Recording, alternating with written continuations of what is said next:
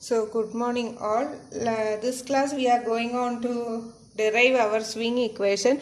Before that I am going on to the summary of the last class. Last class we have related our mechanical parameters to the electrical parameters. So from that I have derived that my mechanical, electrical degrees I have related this, that is if my electrical degree will be equal to p by 2 times that of the mechanical degree, or the angular velocity, electrical angular velocity is equal to p by 2 times that of the mechanical angular velocity. We have already studied the inertia constant m is equal to 2 pi p the whole square into moment of inertia j into synchronous speed omega s, and the unit will be inertia, that is megajoule second per electrical radian. You have to by heart this unit, okay? Or we will get the kinetic energy by two equations. Kinetic energy, that will be half into m into omega s. The unit will be joule, but in our power system we are handling large energy, so it will be in megajoules. So half m omega s into 10 raised to minus 6 megajoules. Okay. Next we have studied on the per unit inertia constant, or h, that is the kinetic energy stored in the machine at rated speed or synchronous speed here divided by MVA rating. So kinetic energy, the unit is megajoule and the rating of the machine is MVA. So the unit of h can be, per unit inertia can be megajoule per MVA, or it can be second, that is megajoule is energy, MVA is power. Energy by power we will get it as time, so second.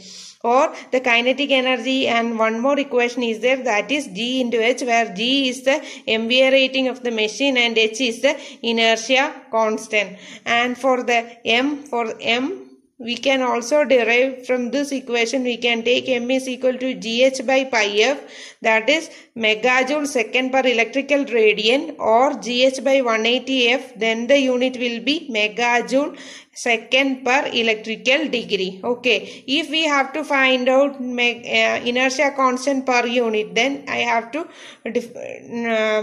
divide it upon the machine rating G, isn't it? So m per unit is equal to h by pi f. Okay, these were the things we have discussed during our last class. So in this class we have to discuss on the swing equation. So again I am starting from my basics of our alternator.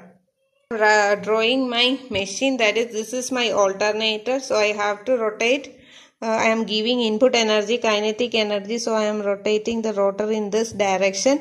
As a result of this, there will be a shaft torque TSH, or I can write it as a mechanical torque TM, and this is the cause, and as a result electromagnetic torque will be produced, that is equal to TE. Okay, so that torque will be equal to electromagnetic torque, or TE will be happening. So what will happen?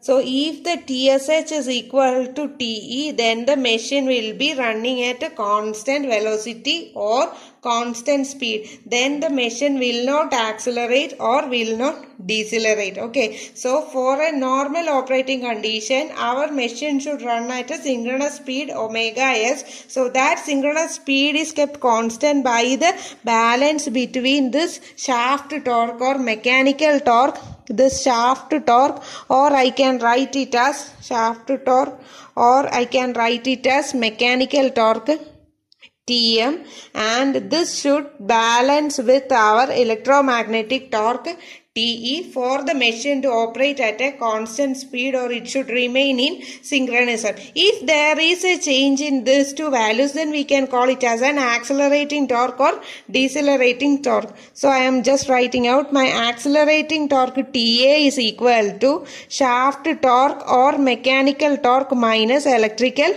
torque, the electromagnetic torque, that is TM minus TE. Okay, this value should be equal to 0 for normal operating conditions. And we have already studied on, depending on our control system, basic linear system analysis or control system paper, as we can notate, we can improve this system, or we can represent this system in a block diagram in simple mathematical model or transfer function model, then every mechanical system we can represent it by use of 3 elements. That is, hope you remember it. That is, first one is mass and second one is friction. For that we are using dashpot or a cylinder, and the third one is elasticity, or we will use the spring. Okay, so here mass, that is equal to m into d square theta by dt square. Here it is rotation, so j into d square theta by dt square. And this dashpot we use the term I think it is b into d theta by dt, and the spring we use it as k into theta, isn't it? This was the thing. And here there is no elasticity we are considering, but there is a mass momentum, the momentum due to mass, and also there is a friction. Here this friction means we are adding damping. Okay, so here it is damping and thing. So I can write this accelerating torque is equal to a torque due to the moment of inertia J, or the torque due to moment of inertia, and the torque due to the damping or dashpot. I can say there is a 2 torques are present, that is the torque due to the inertia and also the torque due to the damping, or this damping torque is used for damping the oscillation. So first, in the worst case or for our studies, what I am neglecting this damping torque. I am assuming that I am neglecting this damping torque, or damping torque value is 0. Then I can say my accelerating torque is equal to my accelerating torque is equal to the torque due to the inertial torque. Okay, that I can write it by using my equation, that is equal to j into d square theta m divided by dt square. Okay, so I can write it as j into d square theta m divided by dt square. So we can derive it in 2 methods. So what I am going to do is, we are interested in power, so I am converting this to power. In order to convert this to power, what I am doing is I am multiplying this equation with omega. Okay, so that T into omega is equal to power. I hope you remember the equation. P is equal to 2 pi n T by 60. This we have studied in our basic mechanical engineering classes, and we have done our experiments to find out the power and power in a motor. The same. This is 2 pi n T by 60. This is T by omega. Okay, so this is same as T by omega. So I am multiplying my entire equation with rotor speed. So how will it become? That is my accelerating torque. I can write it as my mechanical torque minus electrical torque is equal to, for a generator, this mechanical torque will be constant, and since there will be the load variation in our power system due to the dynamicity of the load, this TE can vary always. So because of the imbalance between this, there will be a torque that can be accelerating or decelerating. Last class I have said that if my electrical load is increasing, that means TM minus TE. TE is increasing, but the prime mover torque or shaft torque is constant. So this electrical torque is increasing, then the net value will be minus. Then it will be decelerating torque, or my machine will slow down. Okay, so then it will be decelerating torque. Or if my load is reduced, suddenly some loads are turned off, or unexpected tripping happened, then what happened? This electrical torque, this thing will reduce, the mechanical will remain constant, so the net value will be positive, that is accelerating torque, or my machine will speed up or accelerate. So this Tm minus Te, that is my accelerating torque, is equal to what we have written, that is equal to Tj, or that is equal to j into d square theta m divided by dt square. Okay, so if I am multiplying my entire equation with my rotor velocity omega r, I am multiplying. So omega r into Tm minus Te is equal to j into omega r into d square theta m divided by dt square, isn't it? So omega r into T, omega into T is power, isn't it? So omega r into Tm, that is mechanical power or shaft power, PSH or PM, minus electrical power PE is equal to, if my rotor is in synchronous speed, if omega r is in synchronous speed, then I can say J into, I have to convert it into, these are power, electrical quantity. So I have to convert this mechanical angle into electrical angle. How can I convert my mechanical angle into electrical angle? That is, my mechanical angle is equal to 2 by P into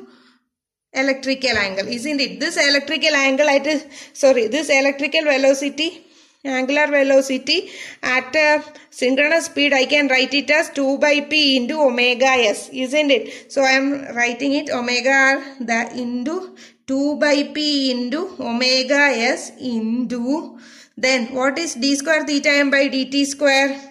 D square theta m by dt square will be along again. D theta by dt is omega, isn't it? So we have to find out d omega by dt. If I am finding out d omega m by dt, this 2 by p is a constant again, and d omega s divided by dt, isn't it? So I can replace this as 2 by p into d omega s by dt, or d square theta e divided by dt square. I can write the equation like this, d square theta e divided by dt square. So I am writing it little more legible, that is this 2 by p and 2 by p, I am taking it common, 2 by p the whole square, 2 by p the whole square into j into omega s into d square theta e divided by dt square. This is the equation, or I can write my accelerating power PA is equal to this 2 by P square into J into omega S. This we have already studied, isn't it? What was it? That is our inertia constant M, isn't it? So I can write it as M into D square theta E divided by dt square. So this accelerating torque PA is equal to M into d square theta E divided by dt square. Okay. Or this is one method of writing the equation. This is one method of writing the equation. Or I can say, we have already written that my inertial torque Tj. My inertial torque Tj is equal to accelerating torque, that is equal to J into d square theta m divided by dt square. This d square theta by dt is acceleration. So I can write it as J into acceleration. Okay. And then I am converting it into the power term, that is accelerating power PA is equal to, I have to multiply it with omega, isn't it? So this accelerating torque into omega at a synchronous speed. My rotor is rotating at synchronous speed. So I am writing it as TA into omega S, or I can write it as TA is equal to TJ here, no? So J alpha omega S. Okay, from this equation we know that J into omega S. What is this J into omega S? That we have already know, that is at a synchronous speed it will be equal to the inertia constant. Okay, mass moment, or at this momentum or at the synchronous speed J omega S is equal to our inertia constant M. I hope you remember this equation. So I can write it as my accelerating torque is equal to M into alpha, or is equal to M into d square theta E divided by dt square. In the both method we can conclude that our accelerating power is equal to inertia constant M into d square theta E divided by dt square. But here the angle is in theta E. So now you have to remember our angle. What was angle theta and what was angle delta? In power angle we have already studied that the power will vary with reference to the change of the load, change of the rotor angle delta. Okay, so we have to study the power equation in terms of delta. So we have to study what is theta and what is delta. So again I have to draw my rotor axis. I hope you remember the same rotor axis we have drawn in the last class. So if this is my rotor and this is the axis of my rotor, that is, it is rotating at a velocity omega. This is my rotor axis, and if this is my rotating axis, rotating reference axis, that is, it is rotating at a synchronous speed omega s. So this is the rotating reference axis of my machine, and therefore one more angle was there, and the angle between this rotating reference and my rotor, we call it as the angle delta, rotor angle, isn't it? And there is one more reference, that is our stationary reference. So this is my stationary reference angle.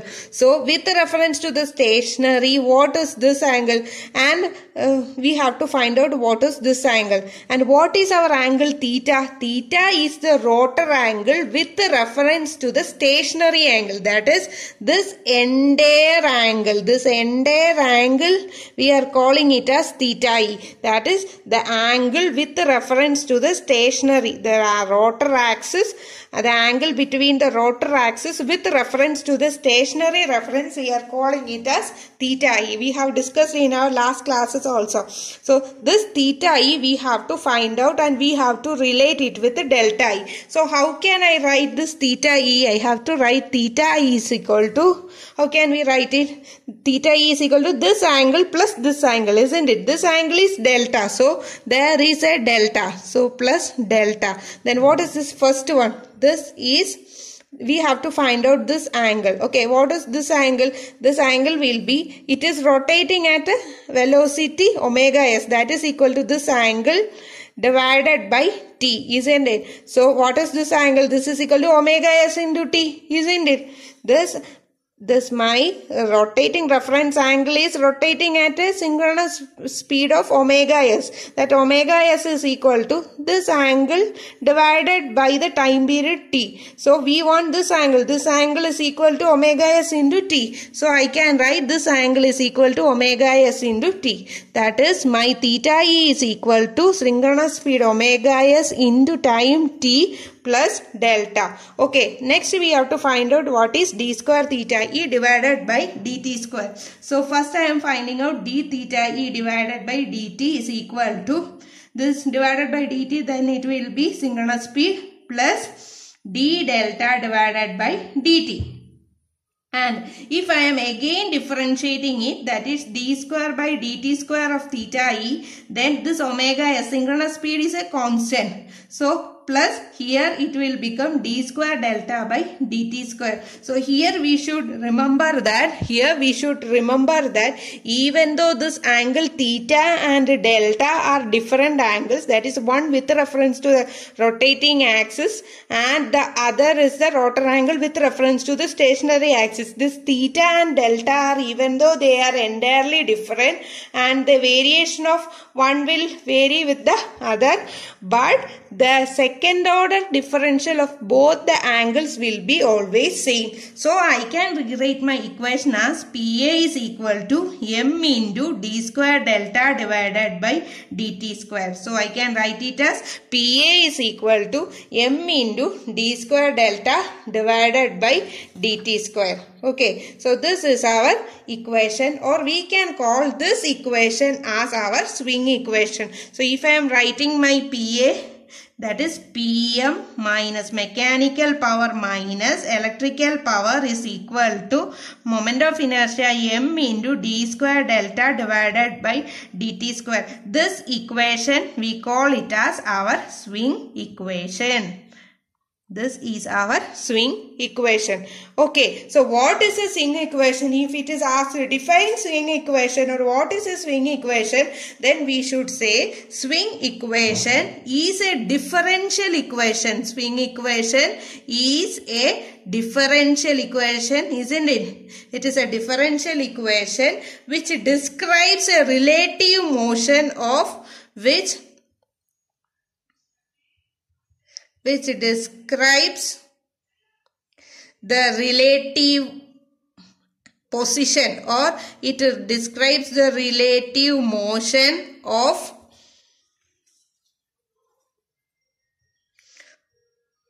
what is delta? The relative motion of our rotor axis, or our relative position of the rotor angle with reference to the which axis? Synchronous rotating axis, with reference to our synchronous rotating axis as a function of time. As a function of time. So this is a swing equation. What is a swing equation? It is a differential equation which describes the relative position or relative motion of our rotor angle with reference to the synchronous rotating axis as a function of time. So this is the swing equation. Other than this swing equation, what we have to study next is we have to study on we have to study on a swing curve. Okay, so before going on to swing curve, I should also say that this PM minus PE, we should note down that PM minus PE or accelerating torque is equal to m into d square theta by dt square, isn't it? So if the accelerating torque is equal to 0, then we can say that is m into d square delta by dt square should be equal to 0. Okay, if PA is equal to 0, then m into d square delta by dt square should be equal to 0. But this m is an inertia constant. It can't be 0, no? So we should say for a system to be stable, then d square delta by dt square should be equal to 0 at some point after the disturbance has occurred. Okay, I repeat, if the system should be stable after the disturbance is occurred, then the value of d square delta by dt square should be equal to 0. If d square delta by dt square should be equal to 0, then d delta by dt should be a constant. Okay, I am saying in other words, that is, if we want to make our d square delta by dt square as 0, then d delta by dt should be a constant, isn't it? So then d delta by dt, that is the velocity, isn't it? That is, the velocity should be constant or the speed should be constant. So under normal operation, PA should be equal to 0. And what will happen if PA is positive? That is, PM minus PE is greater than 0. That is, PA is positive. If PM minus PE is greater than 0, that is, PA is positive, which means M alpha is greater than 0. Which means M is a constant, no? So alpha is greater than 0, or the machine is increasing the speed or machine is accelerating. That is PM value. PM value is constant and PE value is greater than 0. That means PE, electrical power, is reduced, or electrical load, or the output is reduced. Here I should say here the output is reduced. This is our input PM and here it is PE. If the output is reduced, that means our machine accelerates. Okay, if the output electric power is reduced, the machine will be accelerate or the rotor speed will increase. Similarly, if PM minus PE is less than 0, PM minus PE less than 0 means this PE value is high. That is, electrical load is very high, but this is kept constant. So if the electrical load increases, what will happen? M into alpha will be less than 0. That means alpha will be less than 0, which means there is a deceleration going on. the machine decelerates or the rotating speed drops. Okay, then I have to discuss one more thing, that is our swing curve. Okay, we have to discuss on our swing curve also. What is a swing curve? It is a curve between our angle delta and time.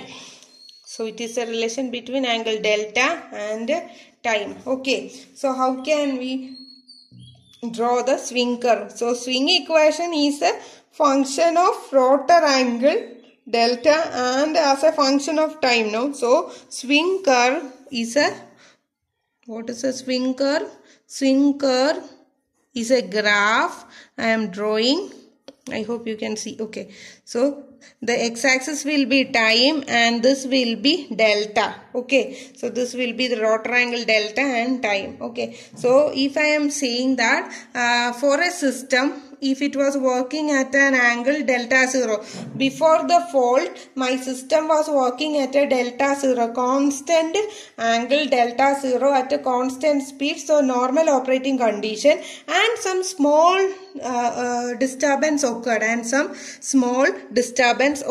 So what it can happen, there can be a disturbance and it can be of two cases, isn't it? The disturbance can be of two cases. How can it be? First, there can be a small disturbance and it returns to the stability, or it returns to stable state, or the second case is the system become unstable. So the fault can cause, or the disturbance can lead to two effects. That is, first the system can be returned to the stable state, or it can again move to the unstable state. So my system was working at an angle delta 0. Suddenly some fault occurred and my rotor angle varies or increased to some other delta. So what will happen? It was a constant, then suddenly some disturbance occurred, and finally if it comes like this, okay, if it come like this, which means the system returns to the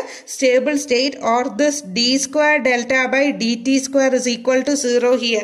D square delta by dt square, d delta by dt is equal to 0 when it comes in the maximum. First order differential is equal to 0 when it comes into the maximum. Okay, so if this is within the permissible limit, and again if it returns back, then we can say the system is in a stable state, or system will come back. Here we should take care of the damping. Okay, here damping will come into effect and the system oscillations will damp off. Okay, the system oscillations will damp off. For that we should say that here d delta by dt will be equal to 0 after the occurrence of the fault, after some time after the occurrence of our fault, and this happens with the help of damping. Okay, and what happens if the disturbance is unstable? Again, this is my time period t and this is my initial angle delta 0. My system was working here, and if the change of the angle or the increase in the angle is very high, so that the change in delta value is very high, so that the locking of the rotor and the stator will be disturbed, or the machine will lose synchronism. In that case, the angular change will be very high, exponentially I should say. And if this is the case, then the system will be unstable. Okay, so in this case we won't get a d delta by dt equal to 0 after some time. Okay, so in this case this will be unstable, otherwise this will be stable. Okay, and I should also say that if Pm minus Pe is greater than 0, or Pm minus Pe is greater than 0, then I should say here my machine will be an alternator, isn't it? Pm minus Pe is, that is, mechanical power is more minus electrical, then the machine will act as an alternator, and in this case Pe minus Pm we usually take it as for motor, or for a motor what we will write, we will always take accelerating torque is equal to Pm minus PE. Sorry, for a motor we will take PE minus PM. Okay, or I will write it down again neatly so that you can study. For a motor we are considering accelerating torque. For this, substituting in this equation, for motor, if you are taking, then your PA will be, we should take it as PM minus PE, because for motor it will be, for motor, this is for alternator. For alternator, PA is equal to PM minus PE, and for motor, because in motor we are giving electrical energy, so PE minus PM. For accelerating torque for motor is PE minus PM, and for alternator it is PA is equal to PM minus PE. Okay, next what we have to study is, we have to study on our multi-machine system. What will happen if we are applying this swing equation to more than one machines? This we have applied for a single machine, isn't it? So for a multi-machine system, we have to solve the swing equation for more than one machine. Okay, so what was our swing equation? That is equal to m into d square delta by dt square is equal to PM minus PE. This is our swing equation. For multi-machine system, we have to consider two cases. That is, first the machine is working in coherently, and second one non-coherent operation. In coherent operation, the machine will be always in synchronism or it will be in delta. In that case, there will be a bus bar and generators are working in synchronism, isn't it? The generators are working in synchronism. So this is my generator G1 and this is my generator G2. Corresponding to generator G1, moment of inertia constant is M1, and for G2 the inertia constant is M2, and the angle is delta 1 here, and the voltage angle or rotor angle is delta 2 here. So this is connected to an infinite bus bar, IBB, infinite bus bar system. So how can I notate it? This should be equivalent to, I should notate it as a generator, and I should give an equivalent, M equivalent value, inertia, equivalent value of inertia I should give. If my delta 1, first case, we have to take care of two cases.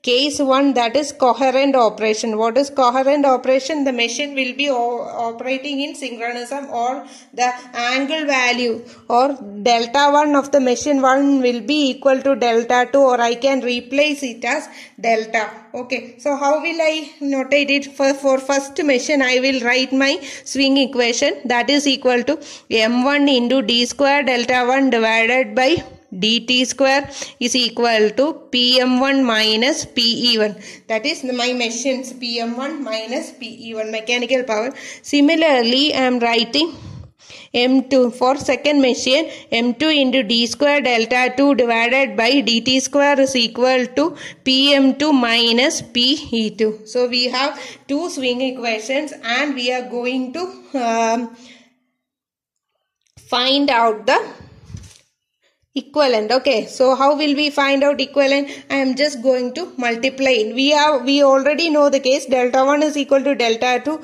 that is equal to delta, so I can write M1 d square delta like that, isn't it? So if I am adding this, then I will get M1 plus M2 into d square delta by dt square is equal to, I am adding both the mechanical power and electrical power, isn't it? PM1 plus PM2 minus PE1 plus PE2. That is, this is the mechanical power I am summing, and this is the electrical power. Okay, so I am taking, this is electrical power, or I can write it as P equivalent, PE equivalent, and this is PM equivalent. Okay, and here it is M1 plus M2 I can write it as M equivalent. So my equation will come in same equation, that is M equivalent into d square delta by dt square is equal to mechanical power equivalent minus electrical power equivalent. I can write it like same, or I should write it as my total rating. If I am taking the entire MVA rating as G equivalent, okay, if my entire rating as G equivalent, then I can write my equation, that is GH by pi f, that is G equivalent H equivalent by pi f is equal to G1 H1 divided by pi f plus G2 H2 divided by pi f for a coherent operation. Okay, so it will be equal, where M is, so this will be equal. So how can I write it as H equivalent? How can I write H equivalent? Then H equivalent will be equal to this pi f, all those things will cancel out, no? So I can write it as H equivalent. G equivalent into H equivalent is equal to G1 H1 plus G2 H2 I can write it as, or I can write it as H equivalent is equal to G1 H1 plus G2 H2 into G equivalent. Okay, so H equivalent is equal to G1 H1 plus G2 H2 divided by G equivalent. This question can be asked for gates. Okay, so how can we find out H equivalent for a system, coherent system? That is equal to G1 H1 plus G2 H2 divided by G equivalent. Whereas this G equivalent will be the common base of the system. It will be the common base or common MVA rating of the system, and this G1 is the base equivalent MVA rating of machine 1, and G2 is the MVA rating of the machine 2. That is G1, G2 are the individual machine MVAs. Okay, these are individual machine MVAs, and G equivalent is the measure of the system, and this H will be usually given in the question itself. Okay, next what we have to do is we have to solve for our case 2. What is case 2? Case 2 is non-coherent operation or incoherent operation.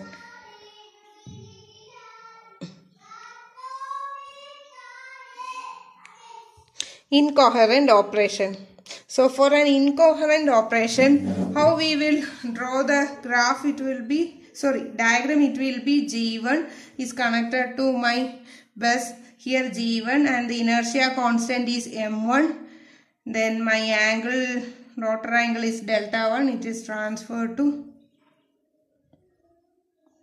G2. Here inertia constant is M2 and delta 2. What is the electrical power? That is, here it is, electrical power is PE1, and I am assuming this direction, and here it is PE2, that is electrical power by the machine. Okay, so usually what we have to do is, we have to, in general cases, what we have to do is, this real power transfer will happen only from the value of high delta to low delta, high delta value to low delta value, rotor angle. The electrical or real power flows from high delta value to lower delta value. Like we say in diffusion, or we will say diffusion, thermal diffusion. The temperature will flow from high temperature to low. Heat will flow from high temperature to low temperature. While in our biology classes we will say in diffusion, it will water will move from higher concert, like that. Same thing. Osmosis, that was osmosis reverse, but diffusion, that is from higher temperature to the lower temperature, the heat will flow. That is same here also. The real power will flow from higher delta value to the lower delta value. The example was not that good, but it was a layman example. Okay, so here for the generator, the delta 1 should be greater than delta 2 for our generator. If this machine is a generator, and if this is working as a motor, I am considering this as a generator and this as a motor, then delta 1 should be greater than delta 2, then only the power will flow. Okay, and if the system is lossless, we are considering a lossless system. Okay, so we are considering a lossless system. What will happen for a lossless system? Then there won't be any losses here. Then PE1 should be equal to minus PE2. Why should I write minus PE2? Because the direction reverses. Okay, PE1 is equal to minus PE2, or PE2 is equal to minus PE1. Now what I am doing is I am employing my swing equation in machine 1, that is M1 into d square delta 1 divided by dt square is equal to PM1 minus PE1. Similarly, my equation M2 into d square delta 2 divided by dt square is equal to PM2 minus PE2. Okay, then I have to solve this. Okay, in order to solve this is my equation 1 and my equation 2. In order to solve this, what I am going to do is, this delta value and all are different. So what I will do is, I will multiply M2 with equation 1 and I will multiply M1 with equation 2 and I will take the sum of the both. So what will happen if I do this criteria? That is, I am multiplying my first equation with M2 and multiplying the second equation with M1, and then I am summing it. Okay, so what will happen? That is, since delta 1 is greater value, then that's why I am doing it. Okay, so delta 1 value is, instead of summing, since delta 1 value is greater than delta 2 and one I am assuming it as a generator and other I am assuming it as a motor, no? So what I am doing is I am subtracting it. So what will happen? M2 into equation 1, that is M1 M2 into d square delta 1 divided by dt square minus M1 M2 into d square delta 2 divided by dt square is equal to PM1 into M2 PM1 minus M1 PM2 minus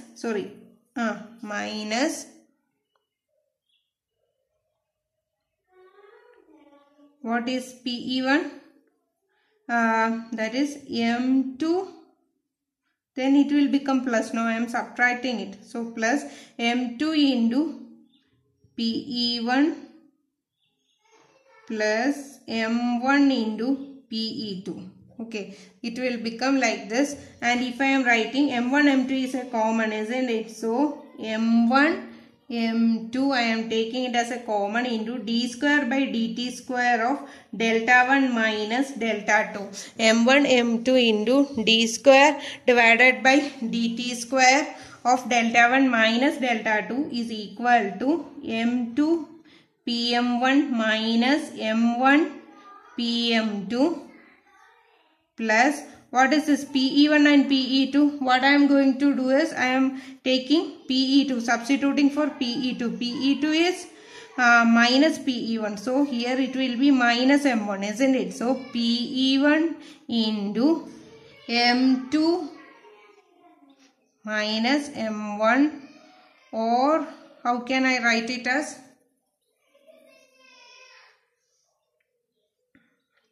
I want that in terms of PE1 and PE2, isn't it? So PE1 into, I should write, I am taking this minus here and I am putting M. So that is equal to PE2, I am substituting it as PE1, no? So PE1, so minus M1 PE1 minus M1 PE1, and here I am solving it and I will get, some mistake happened, so I'm sorry, some mistake happened, so I am writing it as M1 M2, this is same, d square by dt square into delta 1 minus delta 2 is equal to M2 PM1 minus M1 PM2 minus M2 PE1 minus M1 PE2. This is the equation, or I can write it as M2 into PM1 minus M1 into PM2 minus PE2 is a minus PE1, isn't it? So I can write it as PE1. So minus PE1 into M1 plus M2. That is, I can write it as, so I am giving preference to my PE1, isn't it? So I want PE1 to be there. So what I am going to do is, I am dividing my equation with M1 plus M2. So if I am dividing my equation, M1 M2 divided by M1 plus M2 into d square by dt square into delta 1 minus delta 2 is equal to M2 PM1 minus M1 PM2 divided by M1 plus M2 minus PE1. Okay, this is the condition or swing equation for our multi-machine system. So this is the equation, and here I can say this M1 M2, this I can write it as M equivalent into, this is of the form M equivalent into d square by dt square of delta 1 minus delta 2 is equal to PM equivalent minus PE1.